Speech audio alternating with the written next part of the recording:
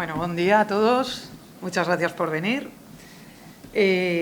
Gracias a Francisco y al resto del claustro por la invitación. Es un honor estar aquí. Y también una pequeña putada, os lo voy a decir así, que estamos en familia, porque hoy me estreno como conferenciante, que es algo que no me habían llamado nunca.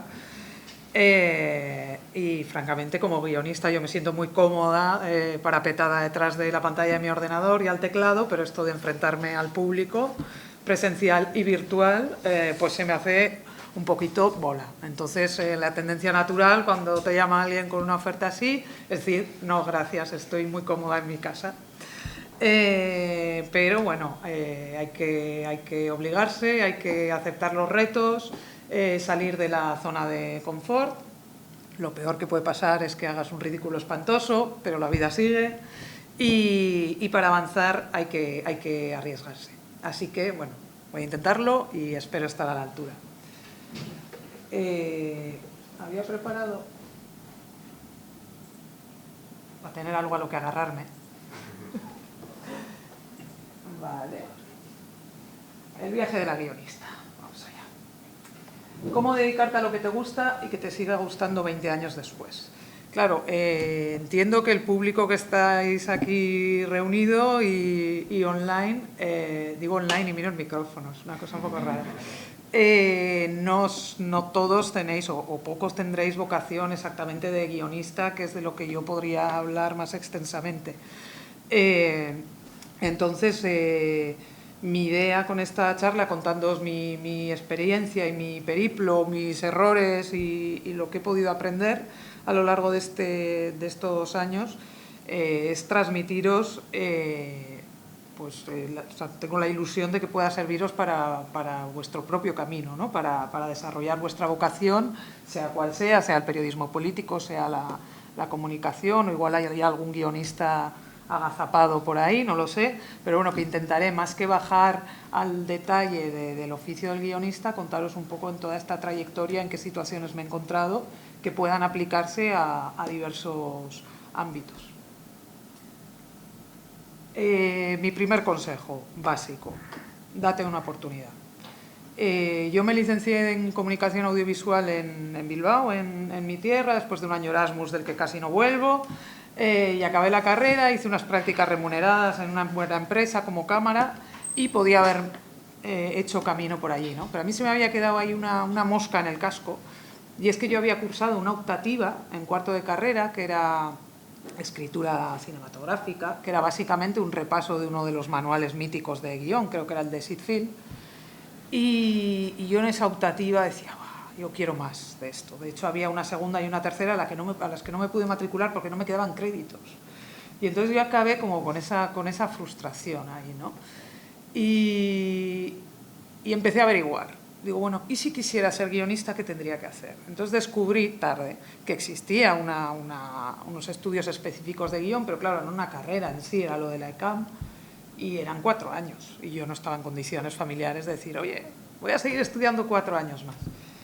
Y indagando descubrí que existía un máster en Valencia, que lo dirigía Joan Álvarez, que era la Fundación para la Investigación del Audiovisual dentro de la UIM, que era un máster de 1 año, que contaba con unos tutores maravillosos, que eran todos gente profesional, que dedicaba, pues venía una semana a dar un monográfico, venía varias veces a lo largo del curso. Yo tuve como tutora a Michel Gastambide, por ejemplo, durante todo el año. Y allí que me fui, me di esa oportunidad. Dije, bueno, voy a probar y al menos no me quedo con esa espinita, ¿no? Bueno, y por primera vez allí en Valencia, yo llegué a Valencia un poco así de rebote, como veis, y llevo media vida allí. Pero por primera vez me sentí que estaba donde tenía que estar. Porque de pronto la gente con la que compartía clase, que era muy variopinta, muchos latinoamericanos, algunos venían de trabajar, había gente muchísimo mayor que yo, pero al final todos compartíamos una pasión, ¿no? Y fue una experiencia maravillosa, fue un año como vivir en una burbuja. Lo que pasa es que cuanto más aprendía de guión cinematográfico, más inalcanzable me parecía acceder profesionalmente a este mundo, ¿no? Se acabó el curso, yo ya me veía volviendo a Bilbao de cámara y vino el director, Joan Álvarez, y me dijo, ¿tú te has planteado hacer el máster de guión de televisión? Y yo le hice así, y digo, hombre, es que no sé si podría permitírmelo. Y me dijo, eso no es problema, vengo a ofrecerte una beca. Y de pronto, claro, se me abrió un camino inesperado. Llamé a mi casa, orgullosísima de mi logro, y la respuesta de mi padre fue: ¿y ese qué quiere de ti? Y de pronto, ¿no? El pobre, no, le salió del alma, no lo hizo con ninguna mala intención, pero bueno, es todo lo que llevamos sobre nuestros hombros, ¿no? Entonces, de pronto, todo lo que yo pensaba que era un mérito mío, ¿no? Lo que he demostrado a lo largo de este curso para ser merecedora de una beca completa para el curso siguiente, de pronto se creó una nube de sospecha, ¿no? Que disipé rápidamente, porque este es mi siguiente consejo: no os dejéis desanimar, sobre todo si tenéis alguna pulsión creativa. Enseguida, ¿no? Es muy fácil, es un camino muy complicado, es cierto. Los datos del paro están ahí, es cierto, siempre hay familias preocupadas y bien intencionadas que quieren dirigiros a algo productivo, pero bueno, la vida da muchas vueltas y nunca sabes por dónde puedes encontrar tu espacio, entonces no dejes de intentarlo y escucha a la gente que te dé el coraje para seguir adelante y no tanto a quienes lo pongan en duda. Yo me di una segunda oportunidad con esa beca, dije, pues mira, un año extra. Y descubrí un mundo. Yo venía de una casa en la que se veía muy poca televisión. En realidad, mucho informe semanal, mucho el cine de la 2, pero las grandes series, los grandes éxitos de los 90, yo apenas los conocía de oídas. Y descubrí en este máster de televisión que, así como en el de cine, el compañerismo era algo que salía de manera natural por ese buen rollo que habíamos creado. Entonces alguien te estaba contando su película y tú le aportabas lo que te transmitía, los problemas que le veías, las posibles soluciones. La gran diferencia con el máster de televisión y con el trabajo real en televisión es que estás obligado a trabajar en equipo. No hay ningún producto televisivo que se escriba solo, que se produzca solo. Siempre es un trabajo de un gran equipo detrás. Entonces, esto a veces con las profesiones creativas, ¿no? En cuanto sale la creatividad, a veces hay una cosa ahí como del ego y no, pues esta idea me la guardo. Pues no vas a llegar a ningún lado. Realmente los alumnos de aquel máster, había un par que parecían brillantes en algunos de sus trabajos individuales y que luego eran absolutamente incapaces de colaborar y de trabajar en equipo. No llegaron a ningún lado. Acabó el máster y acabó su paso por allí, ¿no? Entonces ese es mi siguiente gran consejo. Esto va a ser una charla un poco Mr. Wonderful, como veis, pero bueno, espero que os sirva. Mi siguiente consejo es ser un buen compañero, tanto en un máster, en la carrera o en cualquier profesión. A mí no se me ocurre ninguna profesión que sea absolutamente individual. Tal vez un novelista que todavía no tenga editor puede trabajar solo en su casa y no aguantar a nadie, pero normalmente estás obligado a trabajar en equipo. Te vas a sentir mejor, primero. Y segundo, es que incluso es una decisión egoísta, si quieres. Hoy te ayudo a ti, hoy te digo, oye, revisa eso, porque yo creo que aquí hay un problema y lo puedes solucionar así, así. Y mañana tú, en cuanto veas en uno de mis trabajos ese mismo problema, me lo vas a decir igualmente. Y ese superior que tienes, ese jefe, esa jefa, va a agradecer 1000 veces más, ay, muchas gracias, que lo arregléis entre compañeros, que no que vayas señalando, mira, es que fulanito aquí ha cometido un error. Pues uno tendrá bastantes problemas que solucionar esa persona. Entonces, sé un buen compañero, tarde o temprano acabará volviéndote, y si no te vuelve, pues vas a ir más tranquilo, vas a ser más feliz, que al final es de lo que se trata. Entonces, acabé mi máster en televisión. Vale. Y otra vez la gran duda, ¿no? De, ostras, yo había venido a Valencia para un año, ya llevaba 2, ya me empezaba a gustar. Digo, ¿qué hago? Ay, ¿me voy, no me voy? ¿Qué sigo? A mí me gustaría, ya tenía clarísimo que quería ser guionista. Y mira por dónde uno de los tutores del máster, guionista, había conseguido que Canal Nou volviera a producir una ficción diaria, cosa que no hacía desde hacía 15 años o un montón de tiempo. Por lo tanto, no había guionistas profesionales en activo suficientes en Valencia para nutrir todo ese equipo. Entonces, ¿qué hizo el tutor? Pues tirar de cantera. Y entonces nos fue llamando a alumnos que en su curso había visto que teníamos aptitudes. Y así fue como entré en mi primer trabajo como guionista en una serie que se tituló Negocis de familia. Este es mi próximo consejo. Mantén la mente abierta. Yo, como os he dicho, yo apenas había visto ni Médico de Familia, ni Los Serrano, ni mucho menos aquella Topacio, Cristal, aquellas de Venezuela que venían. No tenía ni idea, pero aprovecha las oportunidades y mantén la mente abierta. Muchas veces vas a aprender mucho más de una experiencia, de un trabajo que a priori no es lo que más te gusta en el mundo. Se aprende más.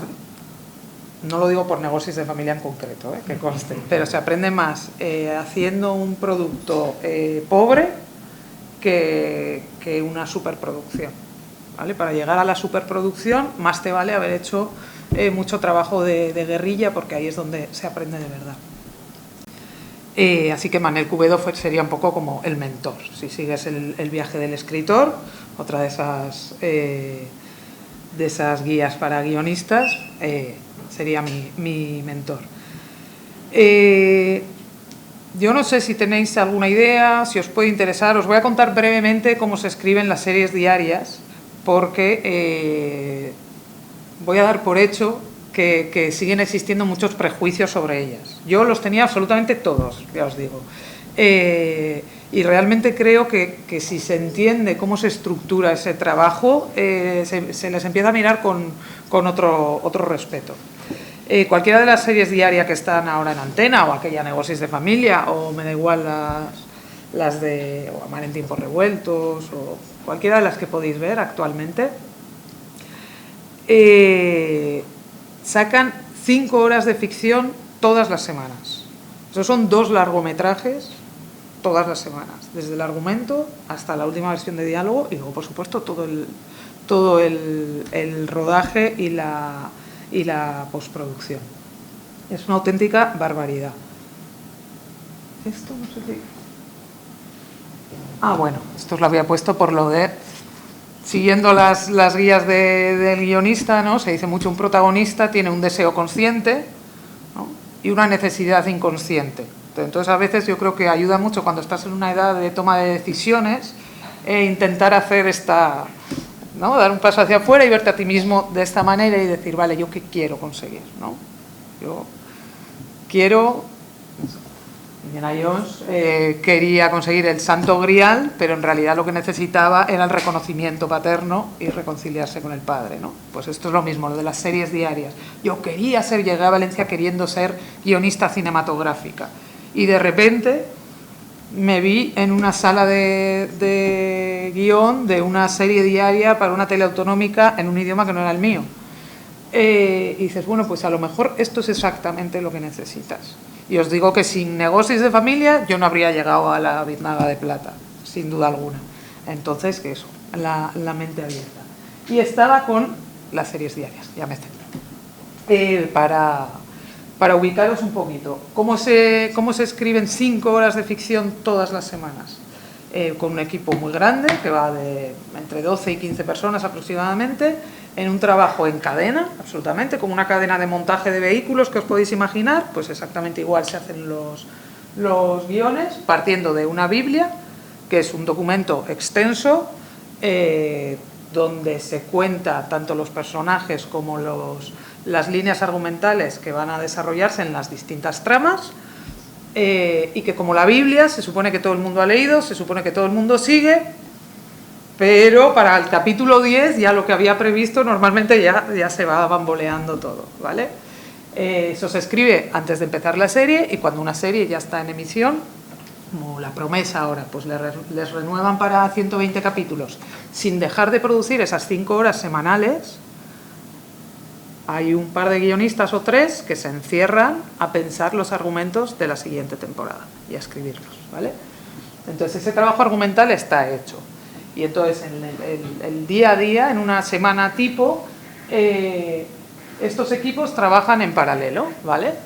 El equipo de escaleta, que pueden ser 3 a 5 personas, se reúnen físicamente normalmente y son los que convierten esos argumentos en secuencias, en 5 capítulos secuenciados. Las series diarias tienen un corsé tremendo, que no tengo tiempo para explicarlo mucho, pero básicamente la clave del modelo productivo de una serie diaria es que se produce siempre siguiendo un corsé, es decir, que los 2 platós van a estar en marcha tantas horas al día, que vas a salir a exteriores en ocasiones contadas, las que yo te diga, que cada personaje tiene un contrato en el que se fija cuántas secuencias puede salir, y me da igual lo interesante que esté la trama. Si tienes un contrato de secundario, tienes un límite de X secuencias semanales. Y todas ese corsé lo que hace es que los guionistas desarrollen una inventiva impresionante, ¿no? Así es como en Servir y Proteger, por ejemplo, cómo contábamos casos policíacos, que teníamos de todo sin salir de plató, básicamente. Salíamos de vez en cuando, pero muy poquito. En general se contaban las cosas. Y la gente dice, no, las persecuciones. Y dices, no, las persecuciones estaban en tu cabeza. En realidad hubo muy pocas. Normalmente lo que pasaba es que se abría la puerta del despacho y venían en un diálogo muy bien dialogado, con mucha gracia, venían contando lo que había pasado y para la gente en su cabeza ocurrían todas esas cosas en imagen, pero en realidad no. En realidad eran unos personajes hablando en un decorado. Y esa es la magia de la serie diaria. Esa magia se consigue en la sala de escaletas. Esos escaletistas, con lo que se pacta en esa reunión, se van a su casa y cada uno monta la estructura de un capítulo con sus 12, 15, 18, 20 secuencias ya en plan lujo, ¿vale? Todo eso llega al coordinador y pasa a los dialoguistas. Los dialoguistas cogen, le toca a cada uno de esos capítulos, se tiene que leer todos para tener la continuidad, y convierte un documento en estilo indirecto de 10 páginas en 50 páginas de guión, todas las semanas. Los viernes le llegan la escaleta, los jueves se entrega el guión, todas las semanas. Y que todo suene ágil, y que todo suene inteligente, y que la continuidad esté perfecta, y que suene fresco, y que interesante, por supuesto, que los finales queden en alto, eso todas las semanas. 2 películas todas las semanas. Entonces, cuando veamos un producto así, ¿no? Así como por encima del hombro, dicen, bueno, es que en el tiempo que se hacen, realmente se hacen cosas muy buenas, muy buenas. Y tenía que defenderlo, tenía que aprovechar este foro para defenderlo. Fui empalmando varias de estas series autonómicas, Negocios de Familia, Les Moreres, luego pasé un poco por La Alquería Blanca, hice una para el País Vasco. Y después de toda esa experiencia os voy a dar otro consejo, Mr. Wonderful, que es: más alto no es sinónimo de mejor. Cada vez más, ¿no?, nos están educando para como si esto fuera una carrera de fondo, ¿no? Y tenemos que ser todos Usain Bolt. Bueno, de fondo no sería, pero ya me habéis entendido. Siempre llegar a más visibilidad, más sueldo, más. Y a lo mejor, si tú eres feliz siendo un delantero o un centrocampista, no tienes ninguna necesidad de ser entrenador. Que es un poco lo que me ha enseñado a mí mi experiencia, porque de todos esos cargos que os he enseñado de una serie diaria, adivinad quién es el que más pringa: la coordinadora o el coordinador. Escribe muy poco, básicamente porque no tiene tiempo. Para eso está el guionista de plató, que me lo he olvidado, y es un cargo muy importante. Porque como todo esto va ocurriendo en paralelo, ¿vale? Si Escaleta está haciendo el bloque 60, los dialoguistas están haciendo en esos mismos días los diálogos del 59. El coordinador tiene que estar asistiendo a la reunión de Escaleta, leyéndose los diálogos del bloque anterior, hablando con dirección de lo que se va a rodar esa semana, que igual es de 4 o 5 bloques antes, y peleándose con producción de lo que se va a escribir la semana que viene. O sea, tiene de pronto como 50 horas de ficción en su cabeza, reuniones, mails, WhatsApps y correcciones, y corregir al resto, que habrá quien le guste, pero yo, como ya os he explicado, yo quería ser guionista, no correctora. Entonces, pues eso, que más alto no siempre tiene por qué ser mejor. Bueno, y un poco mi periplo en la Comunidad Valenciana siguió, fui empalmando eso, 5 o 6 series, la última de ellas la había creado yo, junto con una compañera, con Ada Hernández, me tocó, fue mi primera experiencia como coordinadora, era bastante increíble, ¿no? Pues no tenía ni 30 años, has vendido tu serie y tal. Bueno, pues ya os digo que la experiencia fue bastante dura, aprendí mucho, pero fue muy dura. Y además empezaban a correr los tiempos en que ya Canal Nou se miraba con lupa lo que hacía, había problemas de financiación, los ecos de la crisis, ya poner el telediario daba bastante miedo y efectivamente llegó la nada, el apagón. Entonces, si yo ya después de cada trabajo siempre tenías esa sensación del abismo, ¿no? De decir, ostras, igual esto ha sido un espejismo y he conseguido este trabajo, pero no voy a conseguir ninguno más. De pronto, cuando se cierra tu única ventana al mundo profesional, como había sido hasta entonces Canal Nou, pues da mucho vértigo. Lo bueno de tener un trabajo creativo es que si no te dan trabajo te lo puedes inventar. Puedes crear un blog, puedes rodar un corto, puedes escribir un guión. En mi caso, yo durante esos años convulsos, no sé, 2012 al 2014, por ahí, bueno, trabajar para una misma. Estas son las opciones que se puede barajar habiendo con estudios como los nuestros, ¿no? Crear tus propios proyectos, presentarte a todos los laboratorios y ayudas que tengas a mano y que te supongan un reto y sobre todo un deadline, ¿no? Lo que decía antes el rector, el decano, de saber organizar tu tiempo. Bueno, pues este tipo de convocatorias ayudan mucho. Tal vez no te cojan, hay más probabilidades de que no te cojan que de que sí, pero te sirve para ponerte en la agenda una fecha límite para tener tal material y centrarte. Entonces eso es valiosísimo. Y si luego además te cogen, es como volver a vivir una experiencia como la que os contaba del máster, ¿no? De pronto estás en un lugar protegido con gente a la que le mueve la misma pasión que a ti y que pueden ser contactos laborales del futuro y pueden ayudarte, que para eso se supone que son los laboratorios, a mejorar tu proyecto y a sacarlo adelante, ¿no? Y la tercera opción, que es para los muy cafeteros, los más kamikazes, es montar tu propia empresa, para lo cual yo recomiendo juntarte siempre con alguien que sepa. Yo en mi caso no sé si me va a dar tiempo, creo que no, a contaros mi experiencia profesional, pero bueno, por carambolas de la vida soy socia de una productora llamada Nakamura Films, que ahora mismo nos está dando muchas alegrías,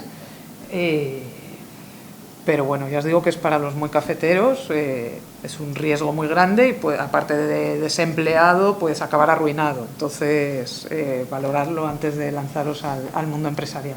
Yo antes empezaría por un blog o algo más relajado. Yo en ese tiempo, por poneros ejemplos de los tres, están en orden inverso, escribí un largometraje, que se me había quedado ahí esa espinita desde el máster. Escribí un largometraje titulado En el enjambre, que por fin hoy parece que se va a producir esta primavera, 12 años después, con uno de mis compañeros de las series diarias, por ejemplo. Siempre viene bien anticiparse al momento del apagón. Es decir, si estáis en este tipo de trabajos, un contrato indefinido, yo no los conozco. A lo mejor los hay en periodismo, no sé si... Probablemente no.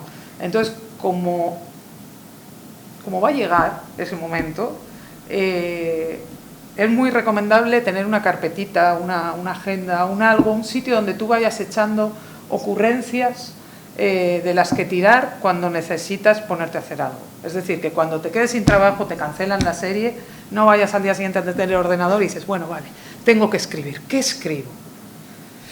Si tú ya tienes ahí una carpetita de proyectos, que pueden ser noticias, un comentario que has oído en la calle, lo que sea, pero ya tienes algo a lo que agarrarte, ya enciendes el ordenador y empiezas leyendo, y ya la actitud es otra. Ese fue el caso de En el Enjambre, salió de una agenda de proyectos, vamos a escribir algo, sí, ¿qué proyectos tienes? Estos, y tú, estos, mira. Elegimos una idea y la sacamos adelante. El hombre que embotelló el sol, que era un documental muy divertido, bueno, me gustó mucho, sobre la leyenda en torno a la creación del venidor turístico. Este caso, por ejemplo, fue un trabajo en el que Nakamura Films, nuestra empresa, nos dio trabajo y sueldo durante los meses que duró. Y luego el caso de La Sirena, el audiovisual es un poco como hacer croquetas. Una historia que nos contó una entrevistada en El hombre que embotelló el sol, me sugirió una serie diaria, lo hablé con Óscar, oye, pues el personaje Pepita Moncho ahí, ¿tú te imaginas una serie? Pues escribes la serie, no te la han encargado, pero la escribes. ¿Por qué? Porque quién sabe si cuando abra Punt va a necesitar una serie diaria. Al final no, pero sí que me sirvió ese proyecto para entrar en un laboratorio de ficción de las GAE, y fue una gran experiencia. Luego de ahí me han salido otros trabajos y además el proyecto, al ser de época, no ha caducado, y quién sabe si en algún momento llegáis a verlo en vuestras pantallas. Total, estos son ejemplos de, bueno, qué hacer cuando te han cerrado tu ventana principal de trabajo. Otra cosa que hice en esos años fue tener hijos, pero claro, llega un momento que dices, bueno, necesito reincorporarme a una rueda. Esto de tener un guión aquí y otro allí es muy bonito, pero necesitamos unos ingresos ya un poquito más regulares. ¿Y dónde están esos ingresos? En las series diarias. Entonces me tocó llamar así a puerta fría a las productoras de Madrid que estaban haciendo series diarias. ¿Y tú qué sabes hacer? Otro consejo, aprende a pedir trabajo. Yo en las fases en las que he estado de coordinadora he recibido infinidad de currículums por varias vías, con mails, por LinkedIn, por tal. Yo conseguí mi trabajo a través de LinkedIn. Me informé, o sea, si estás buscando trabajo, lee todo lo que caiga en tus manos sobre qué se está haciendo en la industria, qué se está moviendo para poder anticiparte. Me enteré de que se estaba preparando una serie diaria policíaca, leí el nombre del coordinador y dije, mira, pues no lo conozco personalmente, pero sí que lo tengo en LinkedIn. Y le mandé un mail muy breve, intentando ser simpática, pero no demasiado, pero sobre todo muy breve, explicándole mi experiencia en 4 líneas y ofreciéndome hacer una prueba de guión. Me hizo la prueba de guión, le gustó y me fichó. Digo, vamos, no da crédito. Pero entonces, a lo que iba, cuando recibes currículums o cuando los envías, que yo ahora además veo el tipo de currículums que se hacen ahora, el trabajo que hay detrás, digo, guau, de buena me he librado. Porque hay cosas realmente súper creativas ya desde el currículum, ya está muy bien. Pero cuando se lo envías a alguien que ya está trabajando y que no ha sido esa persona quien te ha pedido que le mandes material, sino que eres tú a puerta fría llamando en su puerta, no abuses de su tiempo. Gente que te manda links a cortos, a guiones, a webseries. Dices, yo estoy haciendo todo lo que os he contado antes. O sea, no tengo tiempo ni para saludar a mi familia. Lo siento, no me voy a ver tu cortometraje. Es que aunque tenga un Goya, ¿te he pedido yo que me mandes tu corto? No. Yo siempre contesto a todos los mails, tarde, normalmente tarde, siempre contesto, intento ser súper amable, porque cada 2 por 3 me toca a mí el duro trago de toc toc, te mando mi currículum. Pero eso, sed correctos, si puede ser un poquito divertido, bien, sin pasarse, y sobre todo escuetos. Y yo creo que la clave está en ofrecerte para hacer una prueba, de lo que sea, de periodista, de guionista, de lo que sea. Porque al final el papel puede aguantarlo todo, pero si no te conoce nadie que ya esté trabajando dentro del equipo, la única manera de demostrar que sabes hacerlo es haciéndolo. Entonces ofrécete, y si realmente buscan a alguien, harán una prueba entre los candidatos más idóneos y ahí es donde tienes que dar el callo. Ese es Bueno, total, que yo, por una carambola de estas de la vida y un ataque de optimismo que me dio, consigo que me hagan esa prueba y consigo que me den el trabajo. Y allí llego yo a mi primera serie diaria nacional. Y ahí te estalla en toda la cara, como en cada trabajo, pero en este especialmente, el síndrome de la impostora. Esto es así. ¿Y cómo te lo quitas de encima? Yo os diría que no te lo quitas nunca. A mí me llama Paco hace 2 semanas y me dice, ¿vienes a dar una charla inaugural? Y yo, luego te pones a hablar y dices, bueno, pues algunas cosas he vivido ya y algunas cosas podré contar. En el trabajo es exactamente lo mismo. Al principio, ¿qué haces? Pues trabajar el doble que el resto, básicamente. Yo al comienzo de Servir y Proteger, como tenía esas inseguridades, pues me leía absolutamente todos los guiones de mis compañeros, llevaba un documento de continuidades, me hacía un documento por cada personaje recogiendo rasgos del habla que le ponían mis compañeros, detalles que contaban de sus vidas. Un trabajón. O sea, hacía mi trabajo más el del coordinador, más el guionista de plató, calladito y en mi casa. Porque iba muy insegura. Tú mandabas el guión, el coordinador te respondía, recibido, gracias. Y la siguiente semana. Y así. Y entonces tú no sabías si lo estabas haciendo bien o mal. Otra fórmula que encontré entonces era comparar. Digo, vale, voy a comparar la versión que le he enviado yo con la versión que luego él envía a los siguientes procesos. Y ahí ya empecé a decir, bueno, igual con anotarme lo más importante, ya vale, ya me empecé a relajar. Van pasando los meses, ves que renuevan y te renuevan a ti, entonces ya, bueno, dices, bueno, para este trabajo de momento valgo. Pasa el tiempo y al final resulta que tienes que conseguir lo contrario, que el trabajo, o sea, buscar motivarte para el trabajo, porque al final 5 años escribiendo a ese ritmo 50 páginas, pum, pum, pum, pum, pues puede resultar tedioso. Tu familia está encantada porque tienes unos ingresos regulares, por fin, algo a lo que nadie aspiraba, pero puede resultar tedioso.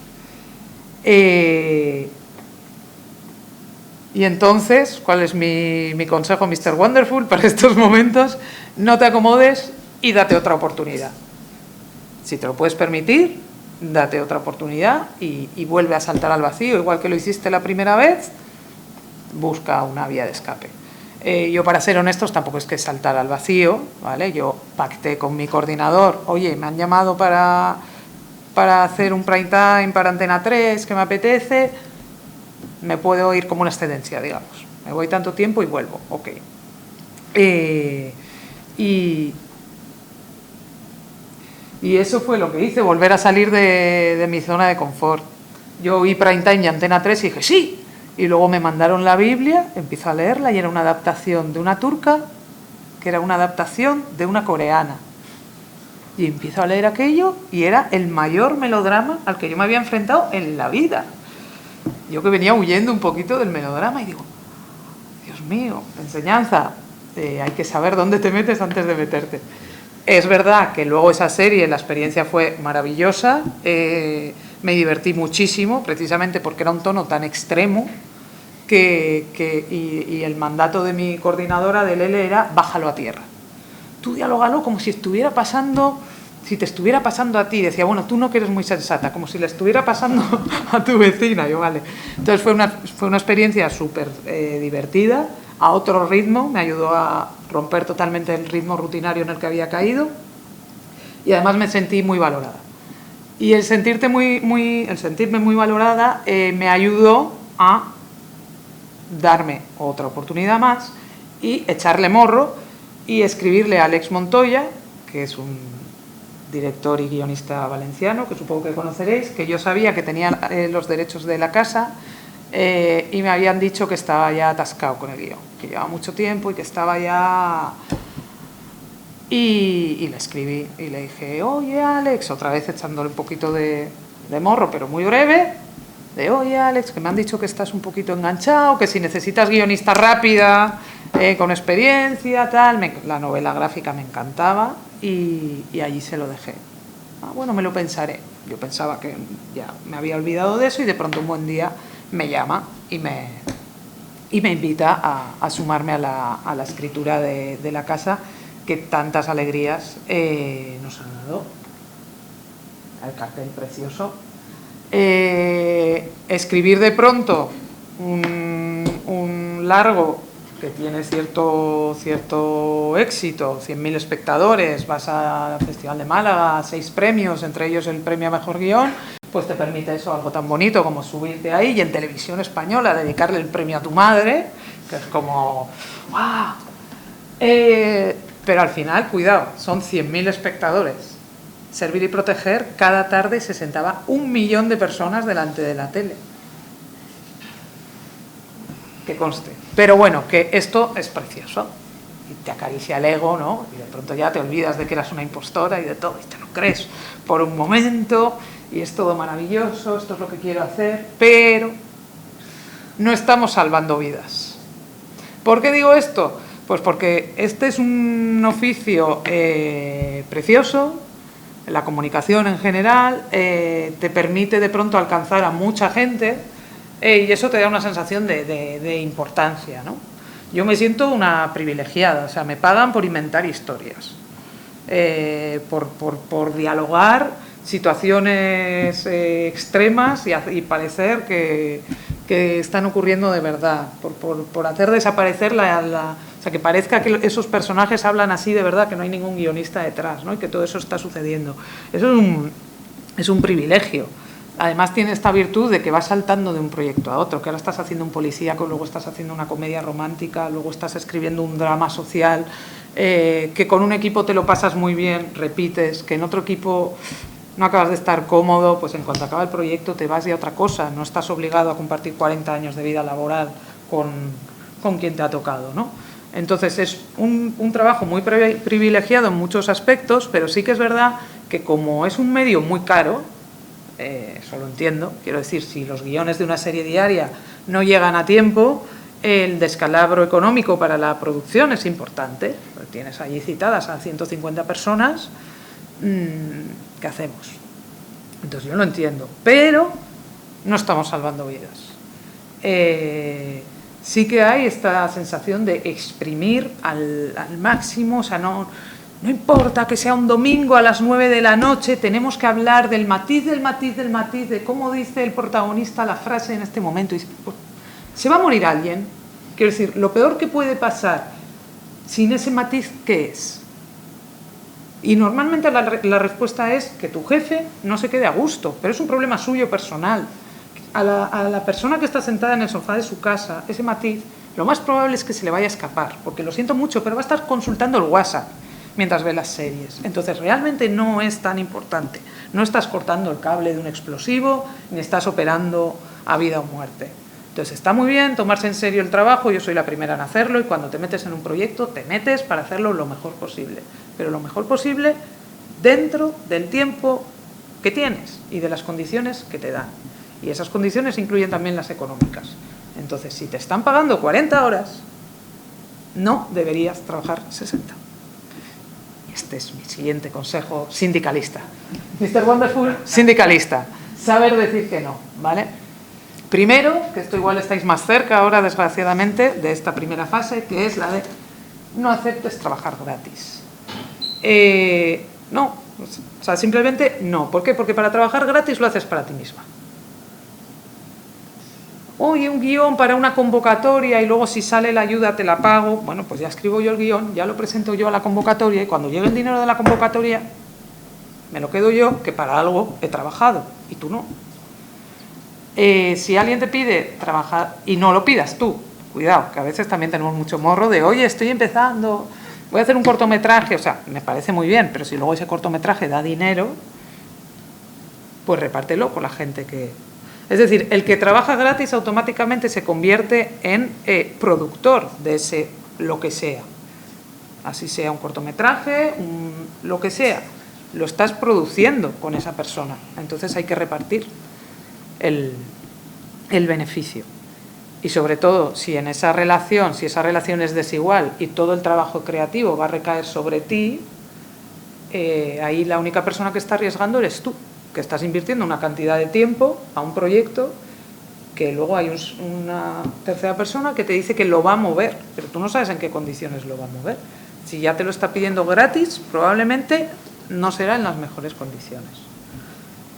Porque si yo soy productora y me voy a reunir con un Netflix y vengo desde Castellón, digo, hostia, no voy a ir solo con un proyecto, que es el que llevo trabajando no sé cuántos años, voy a vestirlo un poco. Entonces cojo 5 o 6 proyectos más, sin pagar, sin arriesgar absolutamente nada, y voy a Netflix como mejor vestida. Mira, tengo todo esto, pero en realidad el que yo quiero que compres es este, que es en el que sí que he invertido dinero, y los demás están un poquito ahí de adorno y se están quemando, con la mejor de las intenciones, pensando, ay, es que es una oportunidad, y a lo mejor no es una oportunidad. Entonces siempre buscad el camino para evitar la gratuidad. La otra es no hacerte trabajar a deshoras. Yo todavía estoy trabajando en ello, no lo consigo siempre, os lo digo de verdad, lo intento. Ha habido proyectos en los que se me ha dado mejor y en los que se me ha dado peor. Cuando estoy de coordinadora lo intento también. Respetar los fines de semana, mandar los mails, dejarlos programaditos para que lleguen el lunes a las 9, no molestar a la gente con WhatsApps, pero vamos, que a mí me han llegado WhatsApps de productores ejecutivos a las 11:30 de la noche, me han tenido al teléfono hasta las 9:30 de un viernes, con los niños gritando por ahí detrás, hemos montado un Teams un domingo por la mañana, y eso dices, ¿y todo eso para qué? O sea, ¿de verdad es tan importante? Y la mayoría de las veces la respuesta es no. Y no se va a morir nadie si no hacemos esos cambios en ese momento. O si directamente no los hacemos. No pasaría nada. Y el último consejo, no olvides tus principios. Que no vale todo. A veces estamos muy desesperados por conseguir trabajo, pero no te vendas tampoco a cualquier precio. Es decir, yo, por ejemplo, si a mí me llegaba, yo me considero una persona feminista, las tramas de celos en las series diarias, como entenderéis, pues están a la orden del día, porque poco se puede contar qué obstáculos tiene una pareja moderna hoy en día, en la actualidad, sin salir de un plató. Pues acabas cayendo en las tramas de celos, por ejemplo. Bueno, pues si te llega una trama de esas de celos, aunque da mucho juego que yo te mire el móvil, pues no me da la gana decirle al millón de personas que se congregan frente a la tele, decirle, mira, pues lo normal, cogerle el móvil a tu pareja y mirárselo. Pues no. Entonces, búscate la fórmula para no caer en eso. Y que si se cae en eso, quede claro cuál es el mensaje. Eso no se puede hacer, pues a eso me refiero, ¿no? O, mira, vamos a hacer una película de una mujer que presenta una denuncia falsa por malos tratos para quedarse con el hijo. No vale, no sigas. Conmigo no cuentes. Pues no quiero darle el foco a una cosa absolutamente minoritaria, poniendo en cuestión el gran drama de la mayoría que hay detrás. Pues eso. Y muchos estaréis pensando, uy, qué fácil todo esto de los principios, no trabajar a deshoras cuando llevas 20 años currando, ¿no? Pero los recién licenciados, ¿qué voy a hacer? Pues vete preparándote. Entonces, bueno, saber negociar. Se aprende, yo también estoy en ello, pero os lanzo aquí 3 cosas que he aprendido ya por si a alguien le pueden servir en el futuro cercano. Súper importante, no empieces a trabajar sin conocer las condiciones. Empiezas, oye, vamos a tener una comida de trabajo para hablar de tu proyecto, de no sé qué. Ah, vale, pues te voy a enviar. Sin darte cuenta, llevas 2 meses intercambiándote mails, dándole vueltas a la cabeza, teniendo reuniones creativas, has escrito 20 páginas, has dejado de hacer otras cosas, confiando en que eso va a salir. Claro, cuando sale de verdad, tú ya has invertido mucho tiempo, ya estás vendido, vas a decir que sí a lo que sea. Aunque lo que sea inaceptable. Y eso pasa muy a menudo, a mí me sigue pasando, entonces a ver si con esta, me lo voy a poner así al lado del ordenador para recordarlo yo también, porque en ocasiones anteriores lo he hecho mucho mejor, pero a negociar se aprende. Y además, una cosa importante, a veces dentro de esto del síndrome de la impostora, nos da la sensación de que negociar, hablar de dinero, nos hace parecer, bueno, pues un poco peseteros, un poco pero esta que se ha creído, con 25 años va a venir. Y es todo lo contrario. Hay que hablar de las condiciones y hay que hablar de dinero y eso te va a hacer parecer buen profesional. Al final, una profesión es desempeñar un trabajo a cambio de dinero en unas condiciones. Entonces, si tú hoy es trabajo y olvidas todo lo demás, no estás demostrando ser un buen profesional y te estás arriesgando a que te la cuelen por toda la escuadra. Averigua cómo está el mercado, no tengas prisa, se puede decir tranquilamente, oye, pues muchas gracias por pensar en mí, me encanta la oferta, déjame que le dé una vuelta y te lo digo, en 2 días te va bien, y quedas así, lo dejas abierto, averigua cómo está el mercado, intenta hablar con compañeros que estén ya desempeñando ese trabajo, entérate de cuáles son sus condiciones para no reventar el mercado, y luego pónselo difícil. Yo la mejor negociación que he hecho en mi vida, el mejor trabajo que he hecho en mi vida, fue porque no lo quería. Así de simple. Entonces, como yo no lo quería, yo estaba de dialoguista, feliz. Llevaba una vida, una calidad de vida como no he tenido nunca más. Se quedaron sin coordinador. Oye, tal, que deberías ser tú. Digo, ¿yo? ¿Tú sabes lo bien que vivo ahora? Yo tengo 3 hijos. Yo los fines de semana los tengo libres, ¿no? Y entonces dije que no, pero hasta 3 veces o 4 veces. Y entonces el trabajo se fue amoldando a mí. Cambiaron el calendario, cambiaron las condiciones, me pusieron un ayudante. Todo lo que yo no habría pedido por mí, me lo iban ofreciendo. ¿Por qué? Porque mi respuesta era no. Esto es como lo de cuando estás ligando, ¿no? Que el no es la palabra más atractiva. Pues un poco igual. Cuanto más les dije que no, mejores condiciones conseguí. Y creo que esto es lo que os quería contar. No sé si me habré dejado algo por el camino. Nada, deciros que esto es una carrera de fondo, que la incertidumbre es la base de este oficio. Yo misma ahora mismo digo, sí, venga, me voy a dar una ponencia porque no estoy metida en ninguna de esas ruedas. De hecho, he decidido darme otra oportunidad más y quedarme en mi casa escribiendo otro guión de largometraje en vez de meterme en otra rueda, por lo que os decía, ¿no? Porque al final es un trabajo precioso, pero es trabajo y no hay que olvidarse de vivir, de disfrutar tu familia, tus amigos, el deporte, el cine, las risas, y que hay mucho mundo ahí fuera, que está muy guay, darse una oportunidad, que si lo consigues es genial, y si no lo consigues es que a lo mejor por el camino encuentras otra cosa a la que resulta que te encanta dedicarte, ¿no? Y que ahora mismo ni siquiera la ves porque ni siquiera sabes que existe. Entonces, que es importante, pero no vital, y que eso, que el primer sí, pues te lo tienes que dar tú misma y darte esa oportunidad, ir a por ella y que haya mucha suerte. Y eso es todo.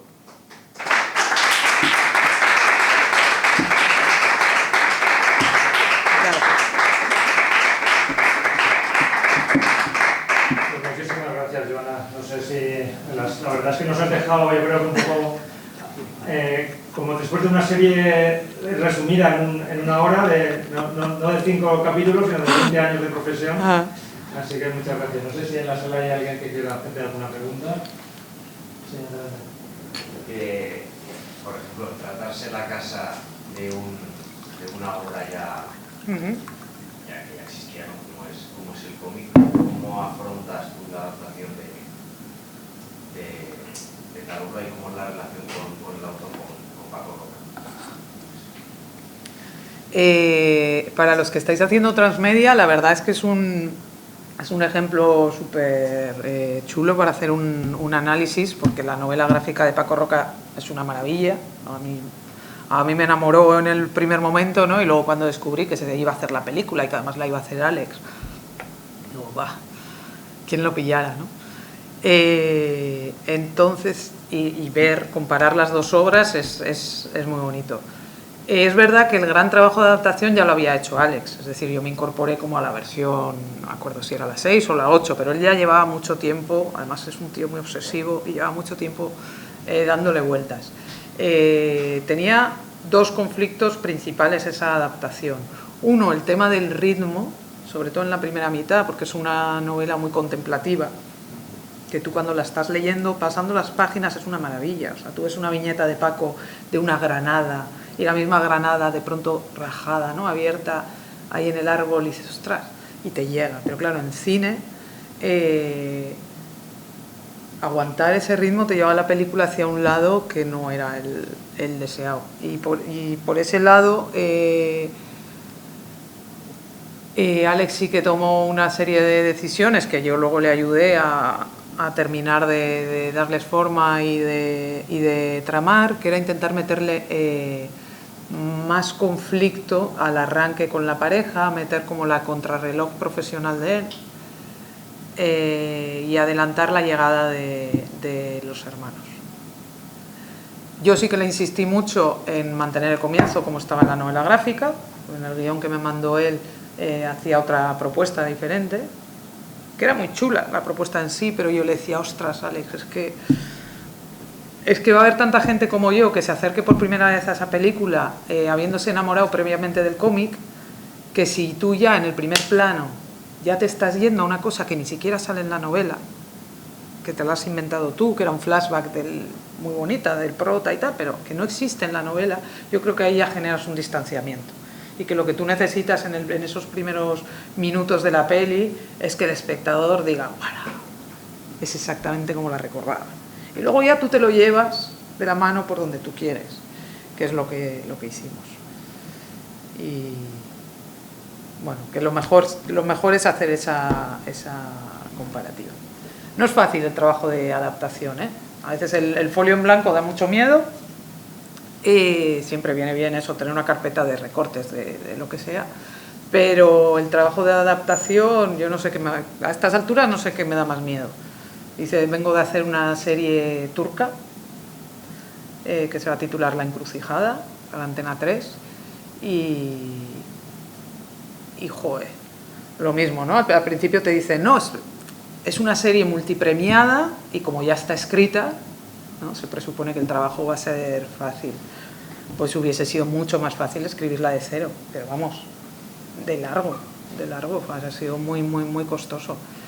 En este caso partíamos de 100 capítulos, había que convertirlo en 60, las condiciones de producción eran otras, culturalmente había un machismo evidente y latente, que había que trabajar mucho, un trabajón, porque entonces siempre tienes que andar analizando, no, pero es que ellos lo hicieron así, ¿cómo lo podemos hacer nosotros? Entonces es un trabajo doble, primero de análisis, luego de llevar la continuidad de ambas cosas y luego ya el trabajo per se de una serie, ¿no? De sacar esos guiones adelante. Entonces se multiplica en realidad. No es fácil el trabajo de adaptación. Muy bien, más. Bueno, pues nada, Joana, agradecerte muchísimo tu participación en el máster y tu experiencia en el mundo del guión. Pues un placer. Muchas gracias a todos.